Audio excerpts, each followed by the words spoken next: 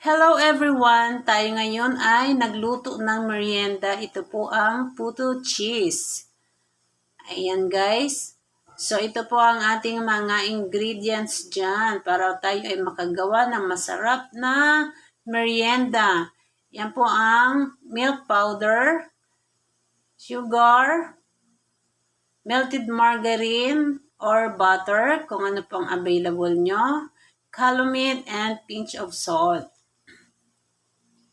At meron din tayong eggs, vanilla, sliced cheese, at ang ating molder, ay yung pinahira natin yan guys ng malinis na oil. At syempre ang ating all-purpose flour and water.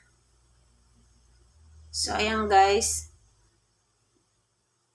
i-mix natin dito ang all dry ingredients. Ayan, dry ingredients muna and then ihalo natin yan bago lagyan ng tubig. Ayan.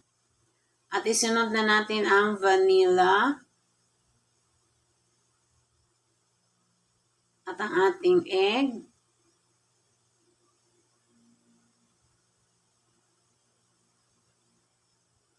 At yung ating melted margarine. Margarine ang ginamit ko guys. At last, yung calumet, yung baking powder. Yan ang last na nilalagay ko guys para hindi ma-overmix.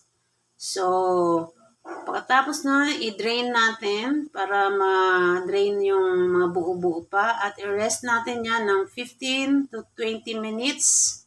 After ma-rest, maglagay na tayo sa ating molder. 2 tablespoon ang nilagay ko guys.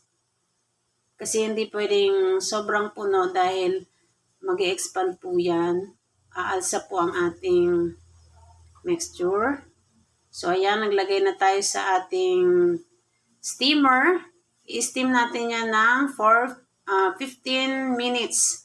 Kailangan kulong-kulo yung water guys. At ito na po ang ating finished product. So, ayan. Ngiting-ngiti siya, guys. Ngiting wagi. Ayan na po siya. Sana nagustuhan niyo po ang aking video. Thank you for watching, everyone. Bye!